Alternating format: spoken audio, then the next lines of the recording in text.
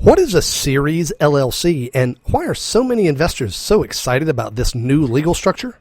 I'm Bryan Ellis. I'll tell you the good and the bad about Series LLCs right now in episode 134.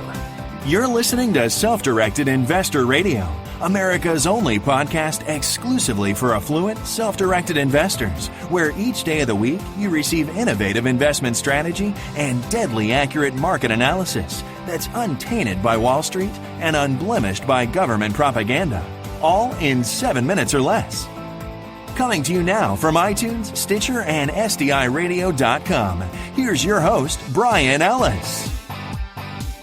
Hello, SDI Nation. Welcome to the podcast of record for savvy, self-directed investors like you. So have you heard of it? This thing called a Series LLC? Well, it's a relatively new type of legal structure that offers the flexibility of multiple legal entities inside of one, in a manner of speaking. So, for example, let's say you create a new LLC called SDI LLC, and you register it as a Series LLC, which is a special type of structure. What this means is that by creating that one entity, you've actually created a virtually unlimited number of entities, because you can then, without paying any additional registration fees, create additional sub-entities such as SDI Series 1 LLC, SDI Series 2 LLC, SDI Series 3 LLC, etc., etc., etc. Now, here's what's cool about that. The governing law for this type of structure explicitly states that, in the eyes of the law, each of those series are separate entities. That means that each separate series you establish of that LLC has separate legal liability, separate tax liability. They're entirely distinct legal identities, even though you don't have to pay additional fees to register the additional series after the first one. That has some real relevance for me and you as self-directed investors. Here's why. Let's think about it in the context of real estate. Imagine you own 15 different properties, and they're all owned by your IRA. And one day, somebody slips and falls on one of your properties. Let's just imagine it's property number 7, a nice little house on Main Street. And they're seriously injured. They're going to sue everyone with any connection to that property, which will quite certainly include your IRA as owner of the property. What happens if they win? What happens if they get a $5 million judgment against your IRA?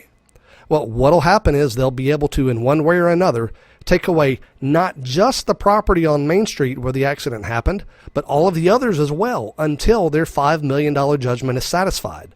That's because in the eyes of the law, those assets have the same owner, and it's that owner, your IRA, that must satisfy the judgment. In one fell swoop, your IRA is now worthless. Just as an aside, I know that some of you are thinking that your IRA provides protection against lawsuits, so you might not need to be concerned about this. Well, it's not really true, folks. If you personally were sued and lost, then there is some protection for your IRA in that kind of situation. The person that won the lawsuit couldn't necessarily take away your IRA. But that's not what we're talking about. We're talking about your IRA being sued because it is the owner of the property and not you personally. In that case, the assets of the IRA are up for grabs if it loses the lawsuit. And that's where a Series LLC might come into play. The way some people are using these things is that they're setting up a Series LLC that's owned by their IRA, and then they're creating a separate series of that LLC, essentially a separate business, to own each piece of the property. The theory there works like this. Instead of your IRA owning 15 separate properties directly, instead it owns 15 separate sub-LLCs, each of which contain one piece of property, including that infamous property number 7, the nice little house on Main Street. And when there's an injury on that property that results in a lawsuit with a $5 million judgment, things work out much differently this time, because property number 7 is not actually owned by your IRA directly. Instead, it's owned by SDI Series 7 LLC. And since that house is the only thing owned by that particular sub-LLC, because every other property is in a different sub-LLC, then sure, you're still going to take a hit, but it's only against property number 7. All of the other properties are safe because they're legally separate from the one asset where there's a big judgment. Sounds pretty good, doesn't it?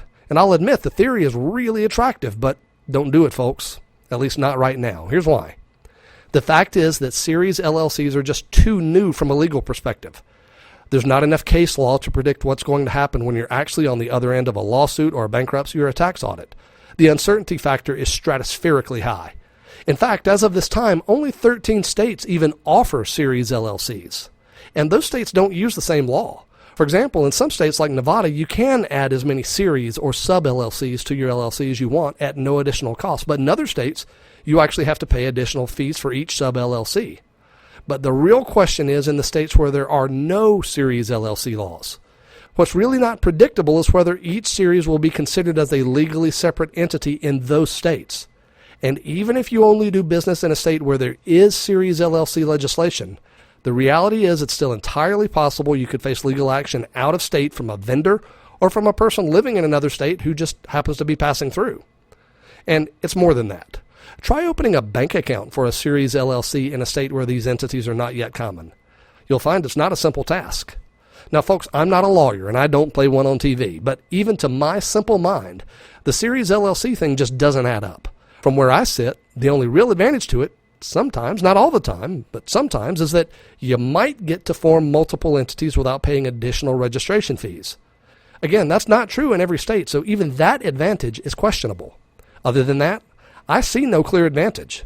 And one huge disadvantage, no legal history. 30 years ago, nobody wanted to use traditional LLCs because there was no case law for them at that time either. But that's certainly changed, and traditional LLCs are now a very common and reliable business structure with plenty of case law to support them. So maybe case law will catch up and the Series LLC will become a viable and solid structure like the traditional LLC. Until then, can I make a suggestion? Leave the Series LLC to the trailblazers. Let them get the arrows in the back. But you have two options.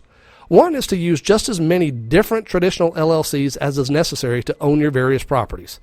That's one option, and it can certainly work, though it's a huge pain in the rear in terms of organization and compliance. So what's a better option? Well, my friends, there's a strategy for protecting your properties that I absolutely love, and it's simple. It requires only 2 LLCs or other legal structures of your choice, no matter how many properties you own now or in the future.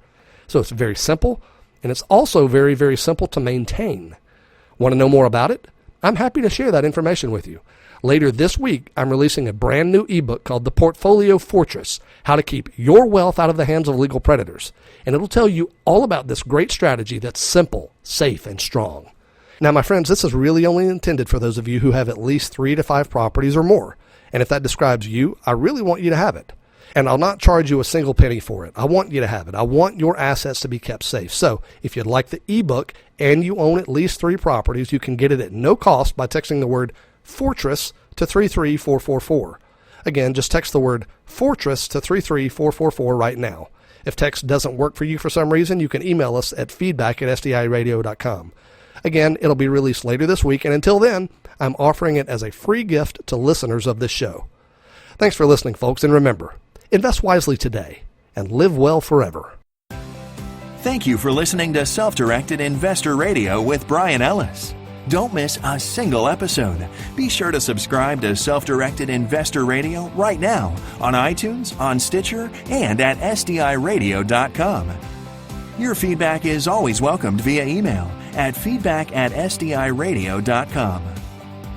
This show is for entertainment purposes only and is not intended as legal or professional advice for your situation. Content is the property of the Self-Directed Investor Society.